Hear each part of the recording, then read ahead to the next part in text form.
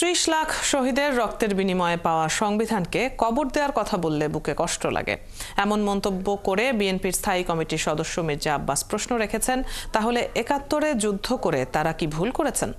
তিনি বলেন, ৭১ না হলে জাতির জীবনে ২৪ও আসতো না। দলের আরেক নেতা রুহুল কবির রিজভী বলেন, ৭১ সালে জামায়াতে ইসলামী দেশের বিরুদ্ধে অবস্থান নিয়েছিল। দলটির বারবার জাতির সাথে বেইমানি করেছে। ৫ আগস্টের পর কারা ইসলামী ব্যাংক দখল করেছে দেশবাসী সেটি জানে বলেও মন্তব্য করেন তিনি। হাবিব রহমানের প্রতিবেদন। সকালে রিকশা শ্রমিক দলের নেতাকর্মীদের নিয়ে বিএনপির প্রতিষ্ঠাতা জিয়াউর রহমানের সমাধিতে শ্রদ্ধা জানান দলের সিনিয়র যুগ্ম মহাসচিব রুহুল কবির রিজভী। তিনি প্রশ্ন রাখেন, ৫ আগস্টের পর কারা ইসলামী ব্যাংক দখল করেছে? ৭১-এর স্বাধীনতা যুদ্ধে তাদের অবস্থান কি ছিল? হেলমেট বাহিনীর মতো কারা রক্কাটা বাহিনী নামে পরিচিতি পেয়েছে সেটি জাতি জানে। তিনি বলেন, এরশাদ বিরোধী আন্দোলনেও তারা আওয়ামী লীগের বন্ধু ছিল।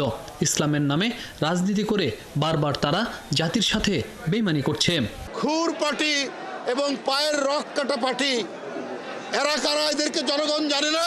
আপনারা ৭১-এর বিরোধিতা করেছেন, জিয়াউর রহমান স্বাধীনতা ঘোষণা দিয়েছেন। আপনারা তো ইসলাম নিয়ে রাজনীতি করেন।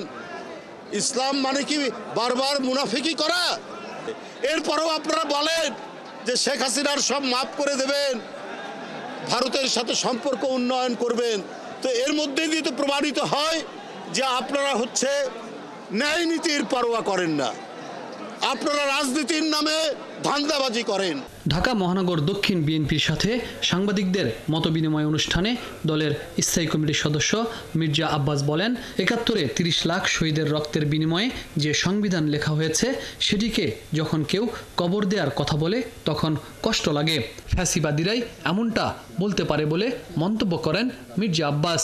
শহীদের রক্তের দিয়ে লেখা যে সংবিধান, সেই সংবিধানকে যখন কবর দেওয়ার কথা বলা হয় তখন কিন্তু আমাদের কষ্ট লাগে। এই ধরনের কথা কিন্তু ফ্যাসিবাদের মুখ থেকেও আসে। কবর দিয়ে দেব, মেরে ফেলবো, কেড়ে ফেলবো, এই সমস্ত কথা কিন্তু ভালো কথা নয়। সচিবালয় আনসার বিদ্রোহ ও আগুনের ঘটনা উল্লেখ করে আরও কিছু ঘটার শঙ্কা জানান এই বিএনপি নেতা। তিনি বলেন, সচিবালয়ে বসেই উস্কানি দেওয়া হচ্ছে। কেউ না কেউ উস্কানি দিচ্ছে এবং তারা সচিবালয়ে বসে আছে এবং তারা আজকে এই যারা নাকি আমার উপদেষ্টাবৃন্দ আছেন তাদের সহযোগী হয়ে আছেন। মির্জা আব্বাস বলেন, সংস্কারের নামে সরকার ঢোল পিটিয়ে যাচ্ছে, কিন্তু বর্তমান অবস্থা দেখে মনে হচ্ছে আবারও আওয়ামী লীগকে ফিরিয়ে আনার ষড়যন্ত্র চলছে।